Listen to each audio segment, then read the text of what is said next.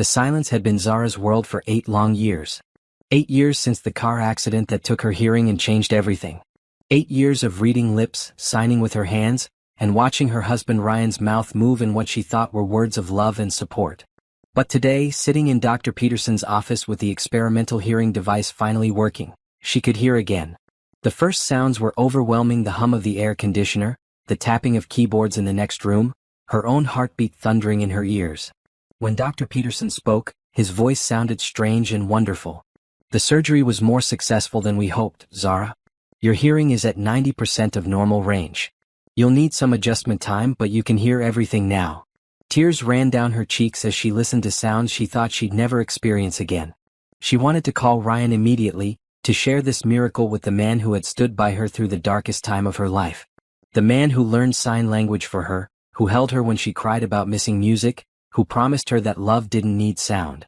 "I need to tell my husband right away," she signed, then caught herself. I need to call my husband." Speaking felt strange after so many years of silence. Dr. Peterson smiled. "Take your time adjusting. Some patients find it helpful to ease back into the hearing world gradually. You don't have to tell everyone immediately if you're not ready." Zara nodded, but inside she was bursting with joy. She couldn't wait to surprise Ryan with this news. They could finally have the normal marriage they dreamed about. She drove home with the radio playing for the first time in years, crying at the beauty of music filling her car. Everything sounded different than she remembered, but it was magical. She pulled into their driveway and saw Ryan's car already there. Perfect. She could surprise him right now. Zara used her key quietly, planning to sneak up on him and speak his name, the first word she'd say to him in years. But as she stepped into the hallway, she heard something that made her freeze. Ryan's voice, coming from their bedroom upstairs. But he wasn't alone. "No, she can't hear us, baby. She's been stone deaf for years. We could have a whole party up here and she wouldn't know." A woman's laugh followed. A laugh Zara recognized. Brooke, their marriage counselor. The woman who had been helping them work through the challenges of Zara's disability for the past 6 months. "I still feel guilty sometimes," Brooke's voice floated down the stairs. "She seems so sweet." Sweet? Ryan's voice was harsh, nothing like the gentle tone he used when speaking to Zara's face. "She's a burden, Brooke. I've been trapped in this marriage for years, playing the devoted husband to someone who can't even hold a normal conversation. Do you know what it's like to be married to someone who can't hear your voice? I might as well be married to a wall." Zara's hand flew to her mouth to stop the gasp that wanted to escape. The miracle of her recovered hearing had become a nightmare in the span of minutes. "The divorce will be easy," Ryan continued. "I've been documenting how difficult she is to live with. With her disability, no judge will expect her to get much in the settlement. And once we're together, we can sell this house and buy that place in the mountains you love." "What about the money her grandmother left her?" Brooke asked. "The property in Atlanta?" Ryan laughed, a sound that made Zara's blood run cold. "She signed those papers last month. Didn't read them carefully, she just trusts me completely. That property will be mine in the divorce. She has no idea." Zara's legs gave out. She sank to the floor in her own hallway, listening to her husband and their marriage counselor plan to destroy her life. The two people she trusted most in the world were betraying her in the cruelest way possible. "When are you going to tell her?" Brooke asked. "Soon. I'm just waiting for the right moment. Maybe I'll say the stress of her disability has become too much for me. Everyone will understand. Who could blame a man for leaving a wife who can't even hear him say, 'I love you'?" They both laughed at this. Actually laughed at her pain, at the disability that had already cost her so much. Zara crawled to the bathroom and silently locked the door. She stared at herself in the mirror, the same face Ryan kissed goodbye that morning, the same woman he promised to love in sickness and in health. But now she could hear what he really thought of her. For 8 years she had been grateful for his patience. She had felt guilty for the burden her deafness placed on their marriage. She had believed she was lucky to have a husband who stayed with her despite her disability. But he had been lying the entire time. Using her deafness to hide his true feelings, his affair, his plans to take everything from her. Zara wiped her tears and looked at herself again. But this time she wasn't looking at a victim. She was looking at a woman with a secret weapon they didn't know about. She could hear them. She could hear everything. And they had no idea. A plan began forming in her mind as she listened to them continue their conversation upstairs. They thought her disability made her weak, made her an easy target.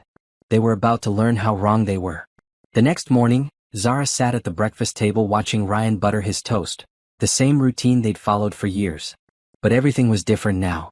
Every smile felt like a lie, every gentle touch felt like a betrayal. "Good morning, beautiful," Ryan signed, leaning over to kiss her forehead. His lips moved in words she had learned to read. "Did you sleep well?" Zara nodded and signed back. "Yes, thank you." She had practiced in the mirror all night, making sure her face showed nothing of what she had learned. Ryan's phone buzzed. He glanced at it and his face lit up with a smile that never appeared when he looked at her. He typed quickly, probably texting Brooke. For 8 years, Zara had assumed he was texting work colleagues or friends when his face got that happy expression. Now she knew the truth. "I have to go to the office early today," he signed. "Big client meeting." Zara nodded, understanding. Another lie. She had heard him tell Brooke last night that Wednesdays were perfect for their meetings because Zara had physical therapy and would be out of the house. But Zara had canceled physical therapy that morning. She planned to follow him instead. After Ryan left, Zara sat in the silence that had been her companion for so many years. But now the silence was a choice, not a prison. She could hear the refrigerator humming, the neighbor's dog barking, a car passing by. Every sound was a gift she had been given just in time to save herself. She opened her laptop and began researching divorce lawyers. Not the kind Ryan would expect her to choose, the gentle, sympathetic type who would feel sorry for her disability. She was looking for sharks. Lawyers who specialized in complex financial cases and spouse fraud. Her phone lit up with a text from Ryan. "Love you. Have a good day at therapy." More lies. She screenshotted the text and saved it in a new folder on her phone labeled Evidence. At 10 o'clock, Zara drove to Ryan's office building. She parked across the street and waited. Sure enough, at 10:30 Ryan walked out with Brooke. They were holding hands and laughing together. Zara took photos with her phone, making sure to capture their faces clearly. She followed them to a small cafe downtown, one they had obviously been to many times before. The hostess greeted them like regulars and seated them at a corner table. Through the window, Zara could see them talking intimately. Brooke reached across the table to touch Ryan's hand. He brought her fingers to his lips and kissed them. The same hands that had been in Zara's hair that morning, promising love and devotion. She took more photos, then called the cafe.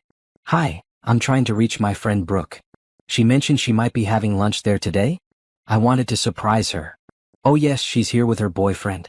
They come in every Wednesday. Would you like me to give her a message?" "No thank you. I'll catch up with her later." Boyfriend.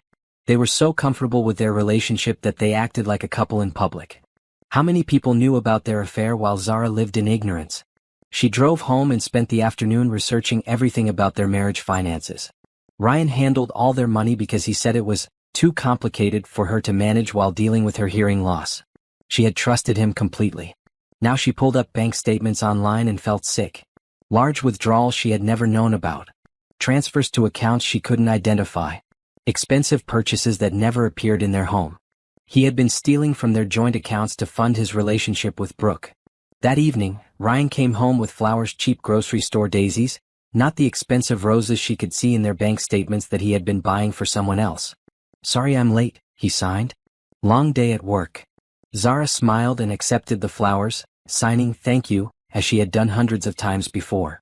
But inside, she was calculating exactly how much money he had spent on Brooke in the past 6 months. Over dinner, Ryan's phone kept buzzing. Each time, he would glance at it and smile slightly before turning his attention back to her. "Work emails," he signed when he noticed her watching. "Must be important clients to text so late," Zara signed back. Ryan's smile faltered for just a second. "You know how it is. Business never stops." After dinner, Ryan said he needed to make some work calls and went upstairs to their bedroom. Zara cleaned the kitchen and then crept to the bottom of the stairs to listen. "I miss you already," Ryan's voice drifted down. "Lunch wasn't enough time together." "I know," Brooke replied on speaker. "But we have to be careful. Just a few more weeks and then we can be together all the time." "I picked up the papers today," Ryan said. "Once I serve them to her, she'll be so shocked she won't know what to do. Her family will probably encourage her to just sign whatever I put in front of her." "What about the house?"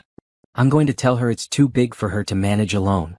That she should find a small apartment somewhere, something more suitable for someone with her challenges." They both laughed again. The sound made Zara's stomach turn. "And the inheritance from her grandmother?" "Already transferred into my name. She signed the papers last month thinking they were insurance updates. She never reads anything carefully, just trusts me to handle all the complicated stuff. Zara's hands clenched into fists. The property her grandmother had left her was worth over $200,000. It was supposed to be her security, her connection to her family's history. You're terrible, Brooke giggled. But brilliant. She'll be fine, Ryan said dismissively.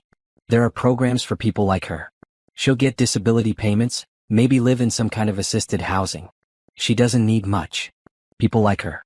He talked about her like she was a burden, a charity case, not the woman who had loved him faithfully for 12 years. I should go, Ryan said. She'll wonder why I'm taking so long with work calls. I love you, Brooke whispered. I love you too, baby. Soon we'll never have to hide again.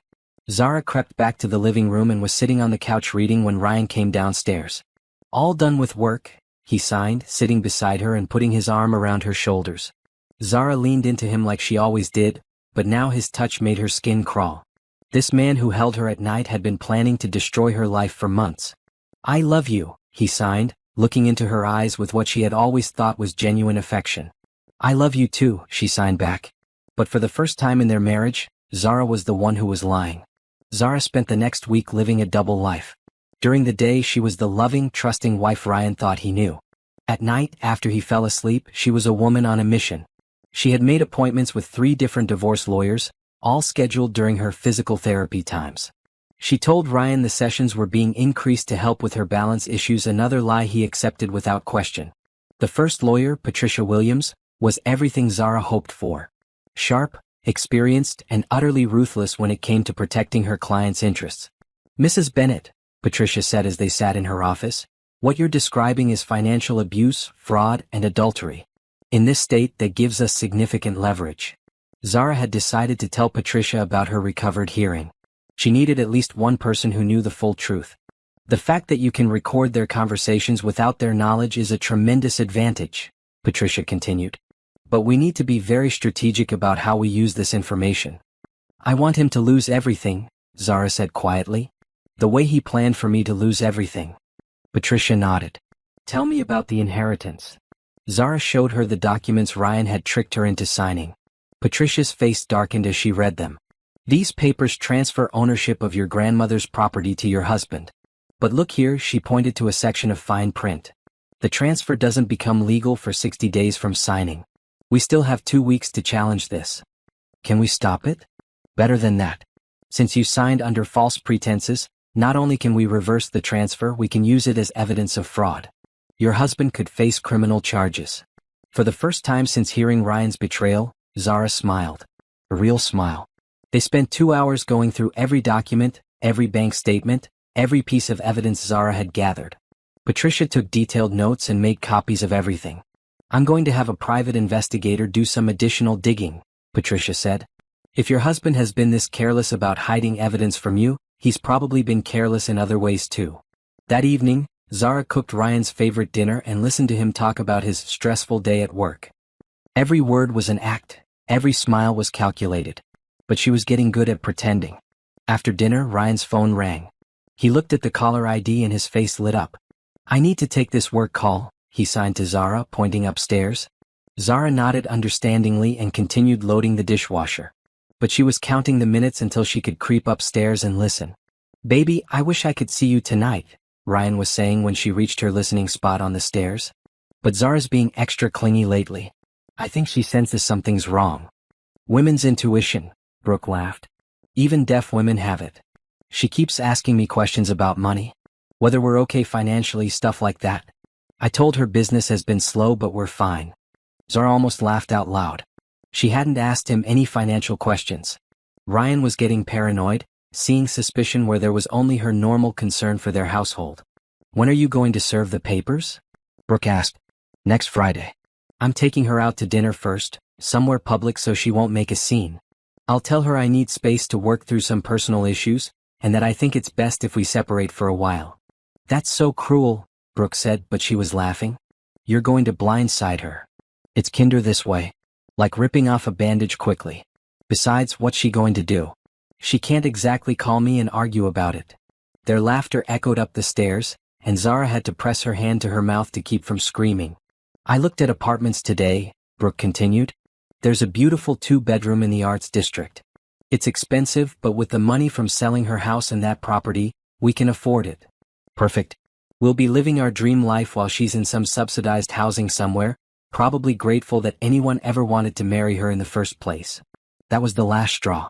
Zara had heard enough cruelty to fuel her revenge for a lifetime.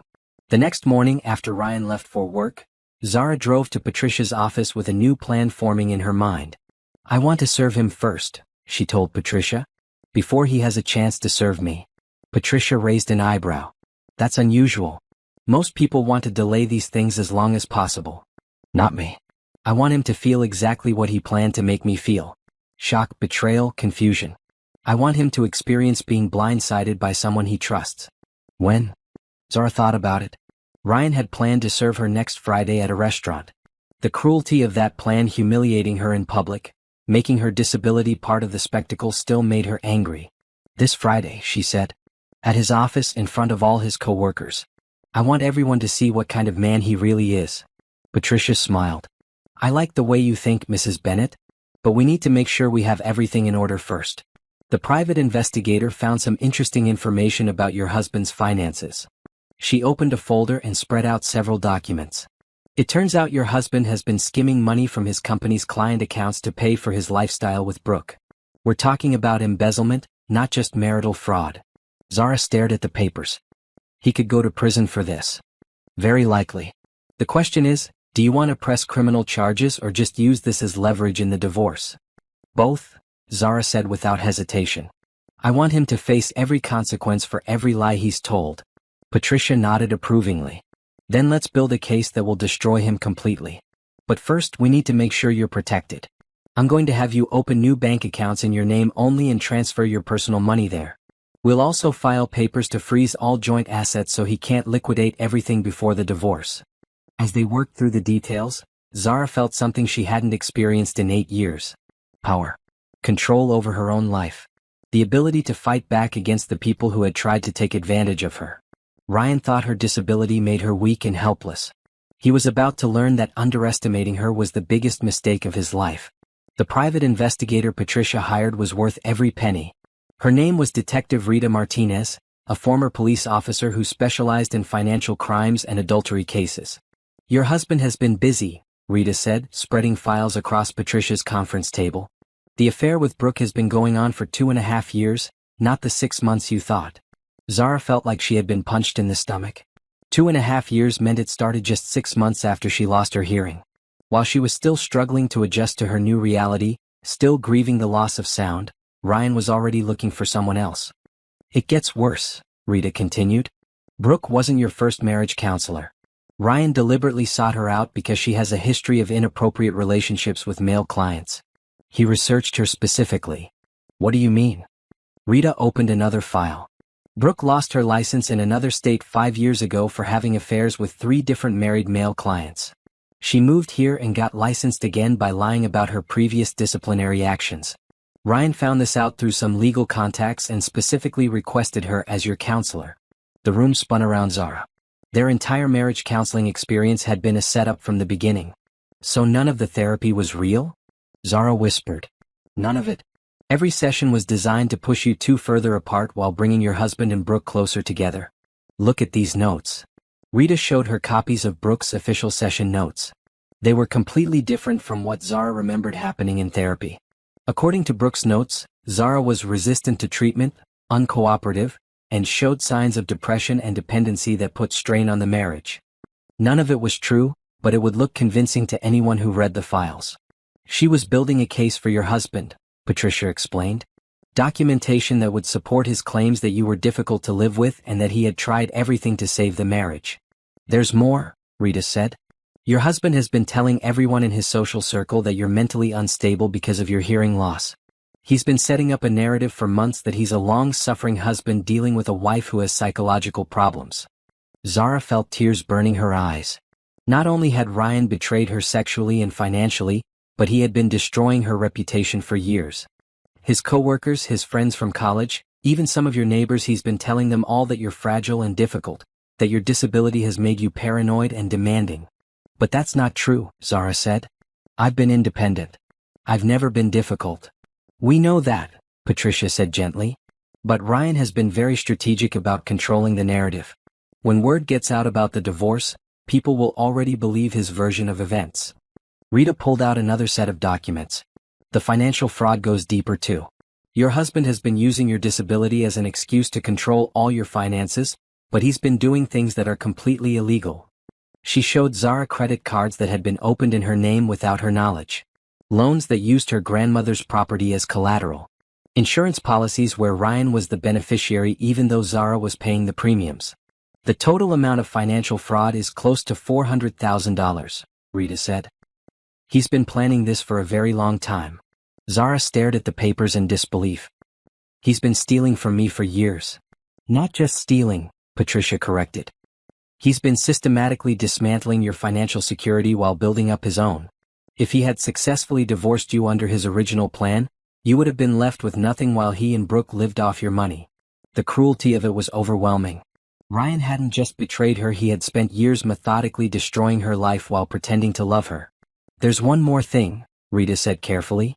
And this might be the most upsetting. She pulled out a folder marked Personal Communications. Inside were printed text messages and emails between Ryan and Brooke. Some of these go back to the beginning of their affair. They're very explicit about their feelings towards you. Zara took the folder with shaking hands. The first email made her stomach turn. I can't wait until I don't have to pretend anymore, Ryan had written. Coming home to her every night, having to act like I care about her day, having to touch her and pretend I'm attracted to someone so broken. I feel like I'm living a lie. Brooke's response was even worse. You're such a good man for staying with her as long as you have. Most men would have left already. She's lucky you're willing to support someone so damaged. The emails went on for pages. Ryan describing in detail how exhausting it was to live with her. Brooke analyzing Zara's personality and appearance in cruel, clinical terms. Both of them laughing about her limitations and making jokes about her disability. One exchange from 8 months ago made Zara's blood run cold. Ryan, she actually thanked me yesterday for being patient with her. Said she knows she's not easy to live with. If she only knew what I really think. Brooke, that's so pathetic. She's grateful for basic human decency because she thinks she doesn't deserve it. Makes me feel almost sorry for her. Almost. Ryan, don't feel sorry for her. She's getting what she deserves. Some people are just meant to be alone. Zara closed the folder and stared at the conference table. For 8 years, she had felt grateful to have a husband who stayed with her after her accident. She had felt lucky that someone could love her despite her disability. But there had never been any love. Only calculation, cruelty, and contempt. Mrs. Bennet, Patricia said gently, I know this is overwhelming. But this evidence gives us everything we need to destroy your husband legally and financially. Will it be enough to send him to prison? Zara asked. With the embezzlement from his company added to the financial fraud against you, he's looking at serious jail time. And Brooke? Professional misconduct, fraud, and conspiracy. She'll lose her license permanently and face criminal charges too. Zara nodded slowly. The pain was still there, but underneath it was something stronger. Cold, focused anger. I want them both to pay for everything, she said quietly. Every lie, every cruel word, every dollar they stole. I want them to lose everything just like they planned for me. Then let's get started, Patricia said. Because we're going to make sure they never hurt another person the way they hurt you. Julian Torres was not what Zara had expected from a divorce lawyer. She had imagined someone cold and calculating, focused only on winning at any cost. Instead, she found herself sitting across from a man whose eyes showed genuine anger when he heard her story. Mrs. Bennet, I have to be honest with you, Julian said after Patricia introduced them. I've been practicing family law for 15 years, and this is one of the most calculated cases of spouse abuse I've ever seen. Patricia had brought Julian in as co-counsel because of his expertise in disability rights and financial crimes. But from the moment Zara started telling her story, Julian's professional detachment had disappeared. The systematic way your husband used your hearing loss to control and deceive you, Julian continued, it's not just financial fraud. It's a form of torture. Zara was surprised by the emotion in his voice. Most people spoke about her situation with pity or awkward sympathy. Julian spoke with righteous anger on her behalf. I want to make sure you understand something, he said, leaning forward slightly. None of this happened because of your hearing loss. Your husband is a predator who saw your temporary vulnerability and decided to exploit it. But you are not a victim anymore. Those words hit Zara like a revelation. She had spent years thinking of herself as someone who had been damaged by the accident, someone who should be grateful for whatever love she could find. But Julian was right, she wasn't a victim anymore. Patricia tells me you've been recording their conversations, Julian said. That took incredible courage and intelligence. You've built a case against them that most professional investigators couldn't improve on. Over the next 2 hours they went through every piece of evidence. Julian took careful notes and asked detailed questions, but he also did something no other lawyer had done. He asked about her. What did you do before the accident? He wanted to know. I was a graphic designer, Zara said. I had my own small business doing logos and websites for local companies. And after the accident? Ryan convinced me to sell the business. He said it would be too stressful to manage clients when I couldn't hear phone calls or attend meetings. Julian frowned. Did you believe that? Zara thought about it. At the time, yes. I was so overwhelmed by losing my hearing that everything felt impossible.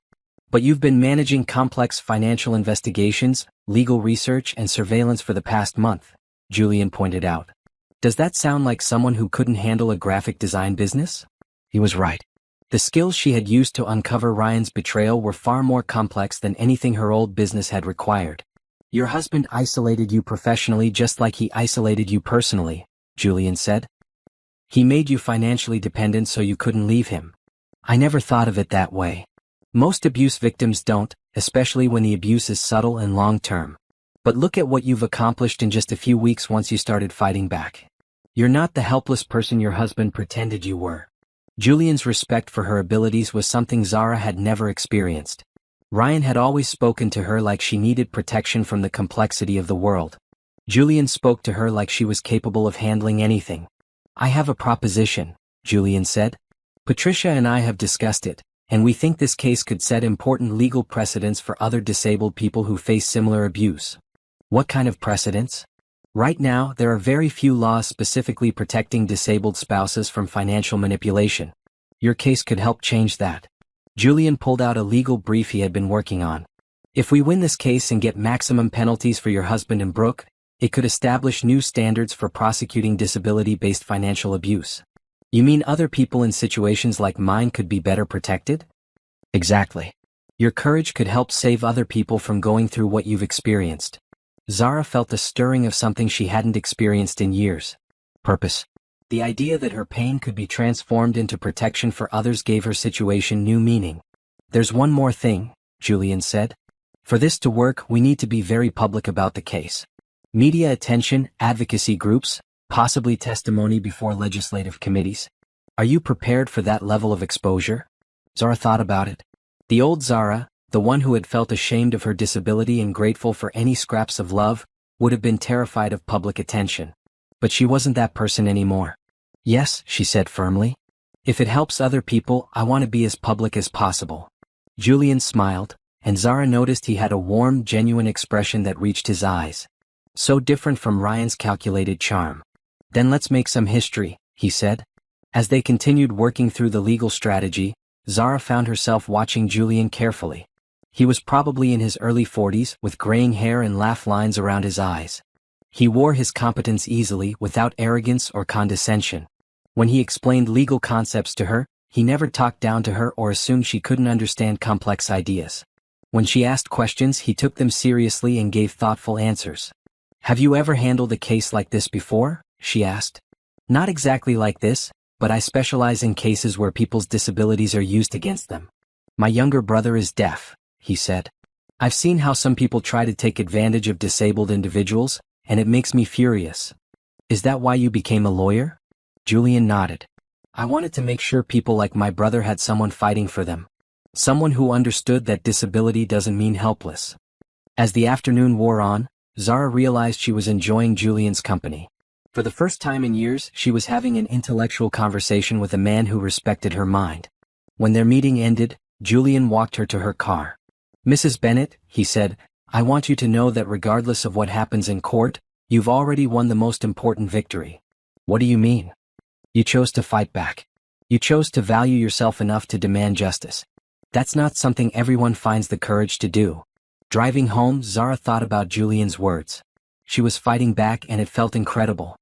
For 8 years she had accepted Ryan's version of reality, that she was lucky to be loved despite her disability, that she should be grateful for whatever she could get. But now she understood the truth. She deserved love that didn't require gratitude. She deserved respect that wasn't conditional on her abilities. She deserved a partner who saw her as an equal, not a burden. Ryan had tried to convince her that no one else would ever want her. But sitting in that conference room with Julian, being treated like an intelligent, capable woman, she realized how wrong Ryan had been. She was worth so much more than she had ever believed. The plan was elegant in its simplicity. Zara would pretend to go visit her sister in Chicago for the weekend, giving Ryan and Brooke complete freedom to be together in the house. What they didn't know was that Zara would be staying at a hotel just 20 minutes away, with high-quality recording equipment provided by Detective Martinez. The key is to get them comfortable enough to discuss their future plans in detail, Patricia explained during their final planning meeting. We need them talking about the financial fraud, the timeline for the divorce, and their long-term plans for your assets. Julian had spent the week preparing the technical aspects. These recording devices are completely legal since it's your own home, he said, showing Zara the small, nearly invisible microphones. They'll pick up conversations anywhere in the house. What if they don't say anything incriminating? Zara asked. They will, Detective Martinez said confidently. People having affairs always discuss the future when they think they're completely alone. It's human nature. That Thursday evening, Zara put her plan into motion. She had been telling Ryan for days about her sister's invitation to visit Chicago, emphasizing how much she needed the emotional support during this difficult time in their marriage. Ryan had been almost eager for her to go. I think it's a great idea, he signed over dinner. You seem stressed lately. Some time away might be good for you. If only he knew she was stressed from listening to him plan her destruction every night. Will you miss me? She signed playfully, testing to see his reaction. Ryan's smile looked forced.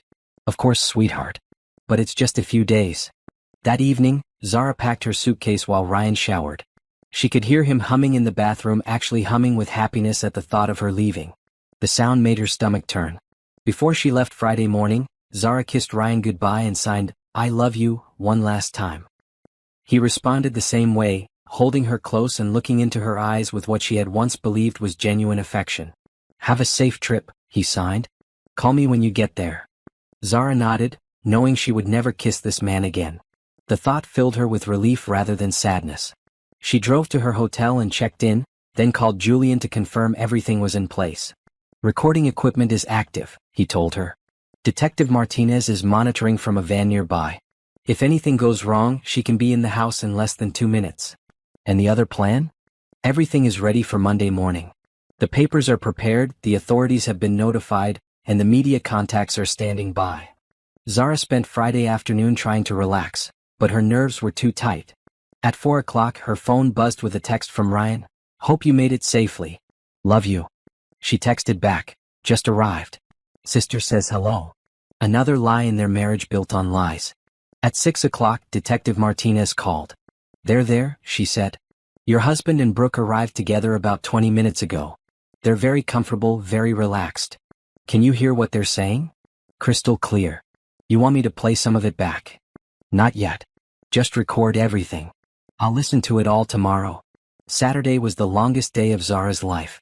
She spent it walking around the hotel, trying to read, attempting to watch television. Nothing could distract her from what was happening in her house. Detective Martinez called with updates every few hours. They're discussing timeline, she reported at noon. Your husband is planning to serve you with papers next Friday, just like you suspected. At 3 o'clock, they're going through your personal belongings, looking at photo albums and jewelry, discussing what they want to keep and what they'll sell. At 6 o'clock, big conversation about money. They're planning to pay off Brooke's student loans with the proceeds from your grandmother's property.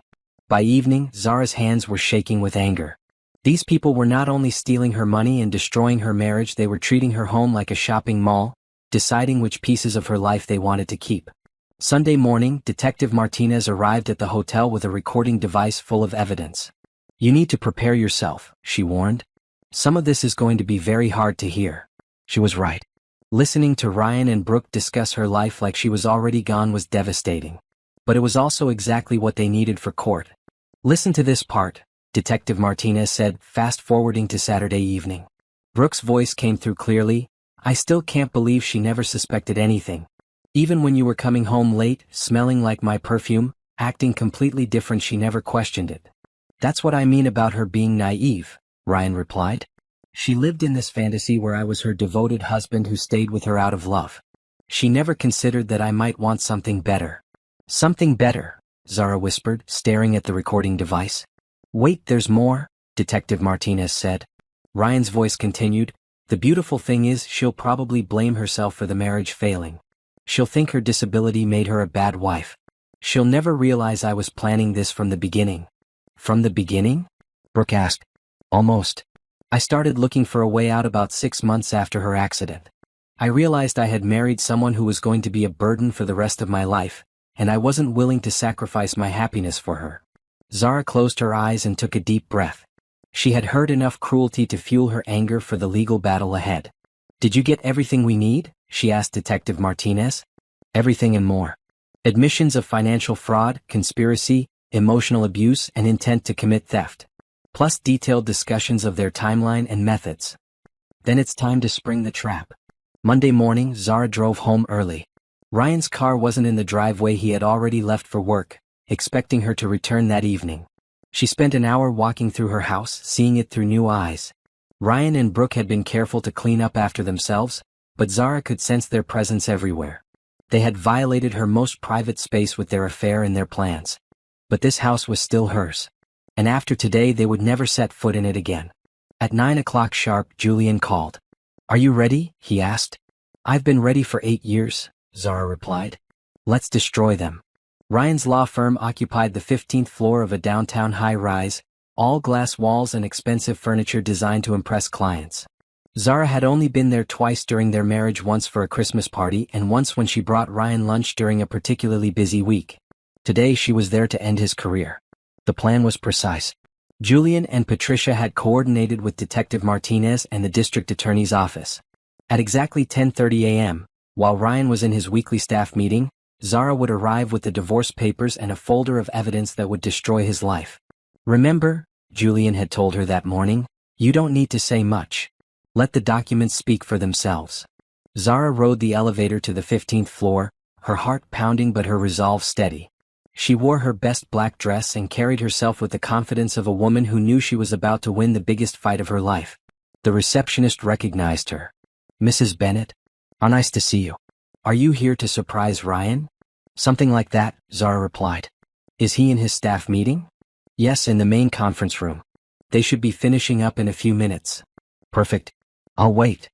Zara sat in the reception area and watched through the glass walls as Ryan addressed his colleagues. He looked confident and relaxed, probably discussing cases and billing targets while having no idea his entire world was about to collapse. At 10:28, the meeting started to break up. Ryan was shaking hands with other lawyers, laughing about something.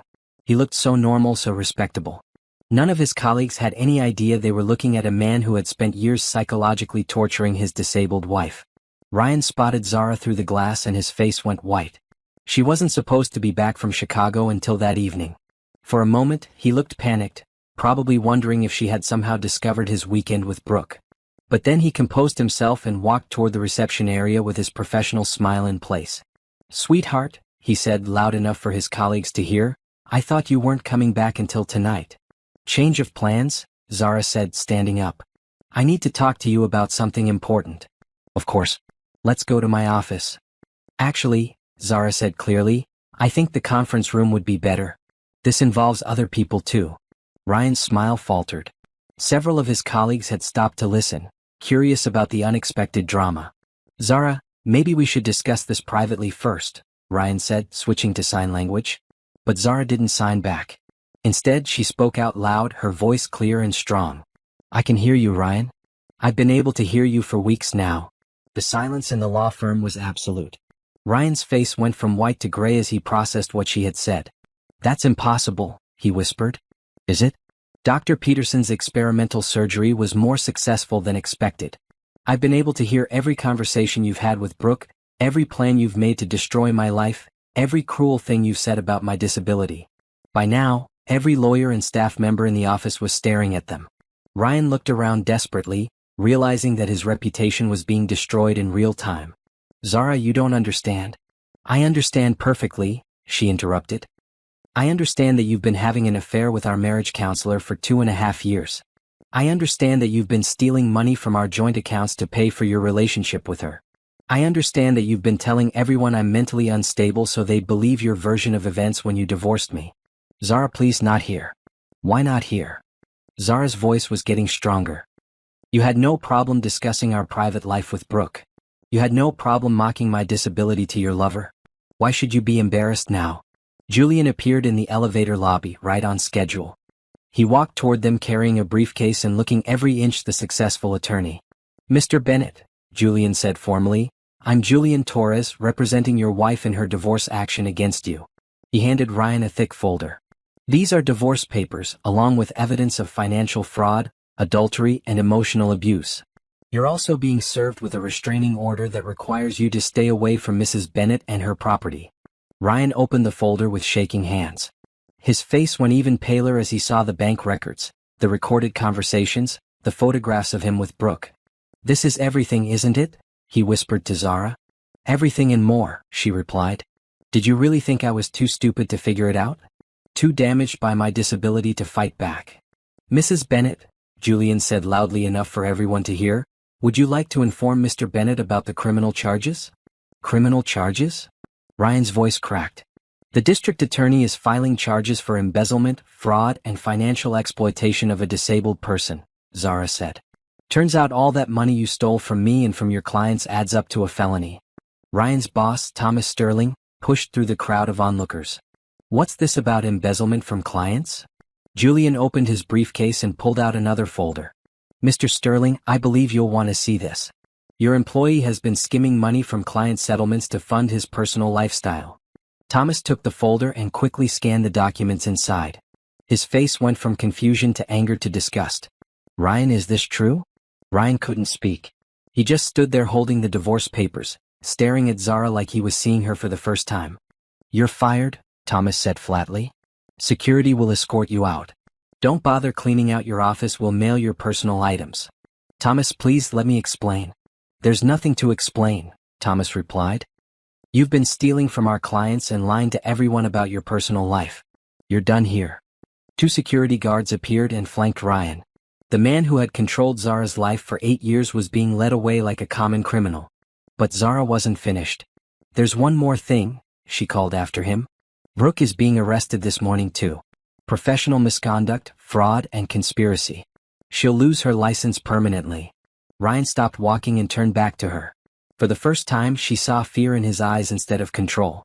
How could you do this to me? He asked. Zara stared at him, this man who had pretended to love her while systematically destroying her life. The same way you did it to me, she said quietly. Except I'm not pretending it's love. As Ryan was escorted out of the building, Zara felt a weight lift from her shoulders that she hadn't even realized she was carrying.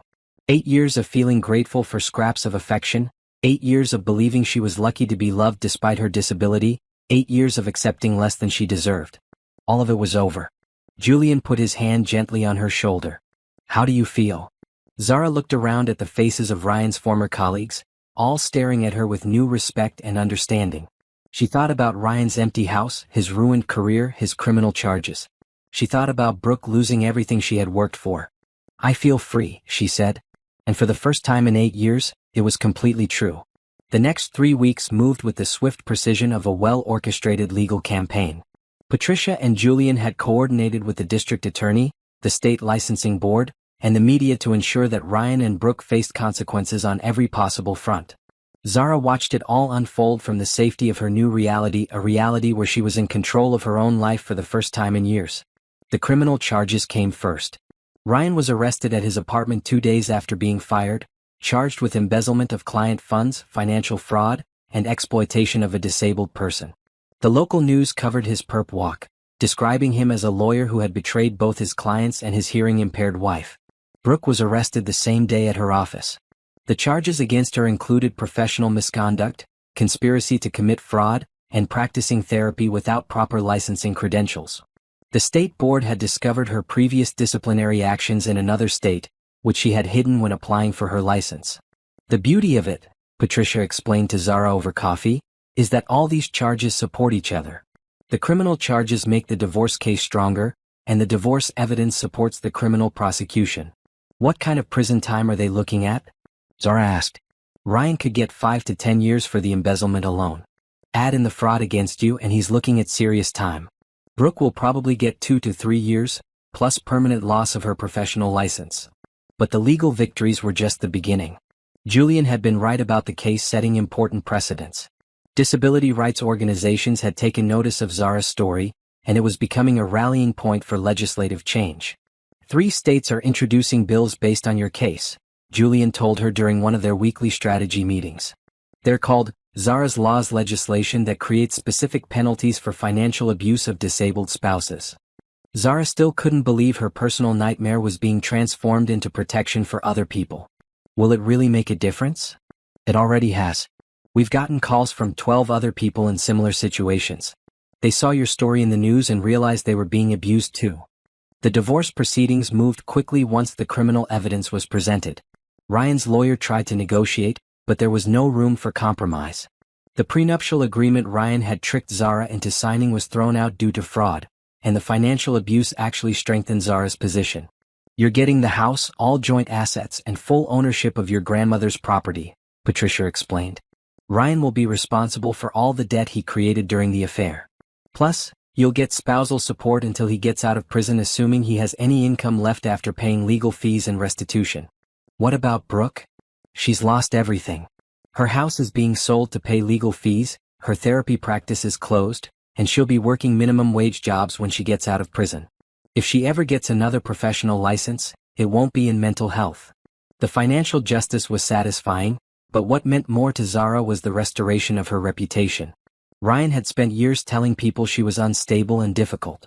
Now everyone knew the truth. Thomas Sterling, Ryan's former boss, had called Zara personally to apologize. I'm embarrassed that we employed someone capable of such cruelty, he told her. If there's anything our firm can do to make amends, please let us know. The apology meant a lot, but Zara had bigger plans. Actually, there is something, she said. I want to start a foundation to help disabled people who are being financially abused. Would your firm be interested in providing pro bono legal support? Absolutely. It would be an honor. That conversation led to others. Within a month, Zara had commitments from 3 law firms, 2 accounting companies, and a private investigation agency to donate services to her foundation. Julian helped her navigate the legal requirements for setting up a nonprofit organization. They spent hours together working through bylaws, mission statements, and funding strategies. You know, he said during one late-night planning session, most people would take a vacation after going through what you've experienced. Instead, you're launching a foundation. I can't rest knowing there are other people out there going through what I went through, Zara replied. Besides, I feel more energized now than I have in years. It was true. The woman who had felt grateful for any scraps of love was gone, replaced by someone with purpose and power. Every day brought new possibilities instead of new disappointments. The foundation is going to need a board of directors, Julian said. Have you thought about who you want to recruit? I was hoping you'd agree to serve, Zara said. You understand the legal issues better than anyone. Julian smiled. I'd be honored. But I have to warn you, I tend to get very invested in causes I care about. That's exactly what we need. As they worked together on the foundation, Zara found herself looking forward to their meetings for reasons that went beyond legal strategy. Julian treated her as an equal partner in every decision, valued her opinions, and never made her feel like her hearing loss was a limitation. He also made her laugh. Something she hadn't done in years with a man. You know, Julian said one evening as they finished reviewing grant applications, when this is all over and Ryan and Brooke are in prison, what's the first thing you want to do to celebrate? Zara thought about it. For 8 years, her life had been constrained by Ryan's control and her own belief that she should be grateful for whatever she got. Now the world was full of possibilities. I want to travel, she said. I want to see places I've never been, hear sounds I've never heard. I want to experience everything I've been missing. Sounds like an excellent plan, Julian said. You deserve to see the world. The way he looked at her when he said it made Zara's heart beat faster. It had been so long since a man had looked at her with admiration instead of pity or calculation. But that was a possibility for the future. Right now, she was focused on making sure Ryan and Brooke paid for every lie they had told and every dollar they had stolen. Justice was coming, and Zara was going to make sure it was complete. 6 months after Ryan's arrest, Zara stood in the conference room of her new foundation's offices, looking out at the city skyline. The Bennett Foundation for Disability Justice occupied a full floor of a downtown building, with space for lawyers, counselors, investigators, and support staff. The application from Oregon looks promising, Julian said, reviewing case files at the conference table. A deaf woman whose husband has been stealing her Social Security payments for 3 years. Approved, Zara said without hesitation.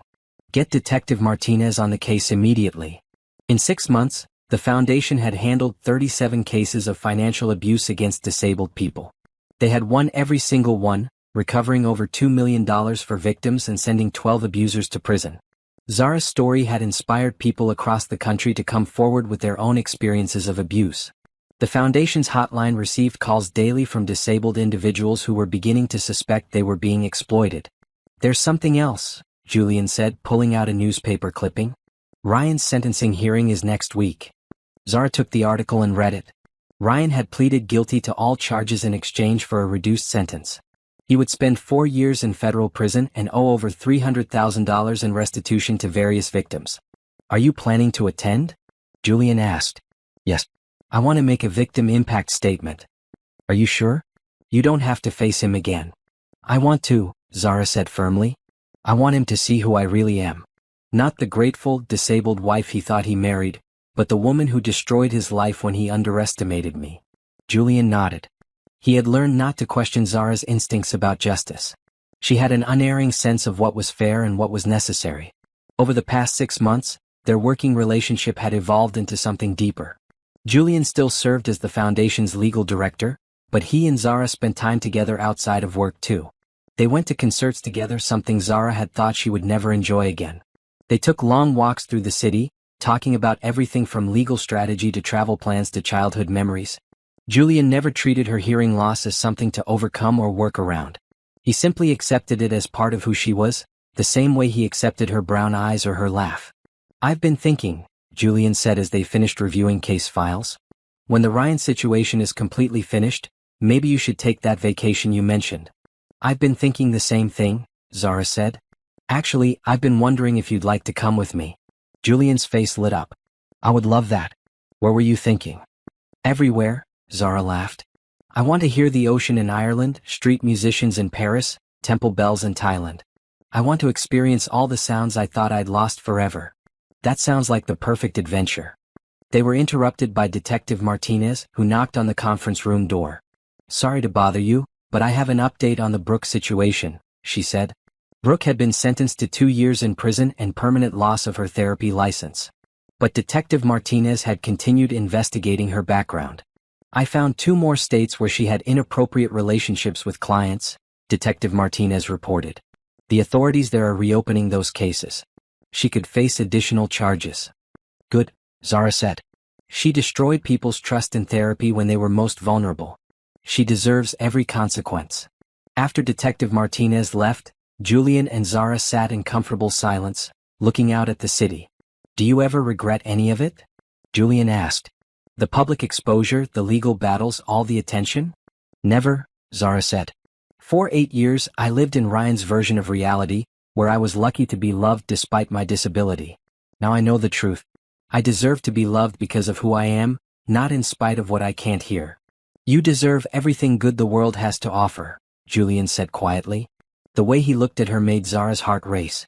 Over the months, she had come to care for Julian in ways that went far beyond professional respect.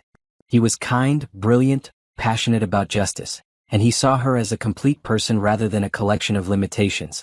Julian, she said carefully, what we've built here, with the foundation and everything, it's been the most meaningful work of my life. Mine too. But I think we've built something else too. Something personal. Julian reached across the table and took her hand. I was hoping you felt that way. I've been falling in love with you since the day we met, but I didn't want to complicate the legal situation. The legal situation is almost over, Zara said. And I've been falling in love with you too. When Julian kissed her, it was everything her relationship with Ryan had never been. It was honest, equal, and built on genuine respect and affection. For the first time in her life, Zara was in a relationship where she didn't have to be grateful just to be wanted. She was valued, appreciated, and loved for exactly who she was. So, Julian said when they broke apart, Ireland first or Paris? Ireland, Zara decided. I want to hear the waves crash against the cliffs. I want to understand what I've been missing. Then Ireland it is. As they made plans for their future together, Zara reflected on the journey that had brought her to this moment. Ryan's betrayal had been devastating, but it had also forced her to discover her own strength. She was no longer the woman who felt lucky to be loved. She was the woman who had fought back against injustice and won. She was the woman who had transformed her pain into protection for others. She was the woman who deserved everything good the world had to offer. And finally she was getting it. 1 year later, Zara stood at the podium in the state capitol, addressing a room full of legislators about the disability rights bill that bore her name. The Zara Bennett Protection Act will create real consequences for people who exploit disabled individuals financially, she said to the packed hearing room. No one should have to live in fear that the people they trust most are stealing from them. In the audience, Julian watched with pride as Zara commanded the attention of every person in the room. She had become a nationally recognized advocate for disability rights, traveling the country to speak about her experiences and lobby for legislative change. The foundation now had offices in 5 states and had recovered over $10 million for abuse victims. More importantly, they had sent 43 financial predators to prison and helped change laws in 12 states. But today wasn't just about advocacy. Today was personal. After the hearing, Julian and Zara drove to the courthouse where Ryan was being released after serving his 4-year sentence. Zara had insisted on being there, not to gloat, but to close this chapter of her life completely. Ryan emerged from the prison looking older and defeated. His expensive clothes had been replaced by cheap jail garments, and his confident swagger was gone. He looked like what he was, a man who had lost everything because of his own cruelty. He saw Zara waiting by the courthouse steps and approached hesitantly. "Hello, Zara." "Ryan." They stood looking at each other, the woman he had tried to destroy and the man who had underestimated her completely. "I heard about your foundation," Ryan said quietly, "and the laws they named after you. I guess you turned out to be stronger than I thought." "I was always this strong," Zara replied. "You just convinced me I wasn't." "I'm sorry," Ryan said, and for the first time in their relationship he sounded genuine. "I know that doesn't mean anything now, but I am sorry for what I did to you." Zara studied his face. Prison had humbled him in ways she had never seen. But his apology, while perhaps sincere, came too late and after too much damage. "I accept your apology," she said. "Not because it changes anything, but because I don't want to carry anger for you anymore." "What happens now?" Ryan asked. "Now you rebuild your life, hopefully without hurting anyone else," Zara said. "And I continue living mine." "Are you happy?" he asked. Zara looked at Julian, who was waiting beside their car. She thought about their upcoming wedding, their plans to adopt children, their shared commitment to making the world more just. "Happier than I've ever been in my life," she said. "I'm glad," Ryan said, and surprisingly he seemed to mean it. "You deserve happiness." "Yes," Zara said simply. "I do." As Ryan walked away to whatever uncertain future awaited him, Zara felt the last pieces of her old life fall away. She was no longer defined by what had been done to her, but by what she had accomplished in response.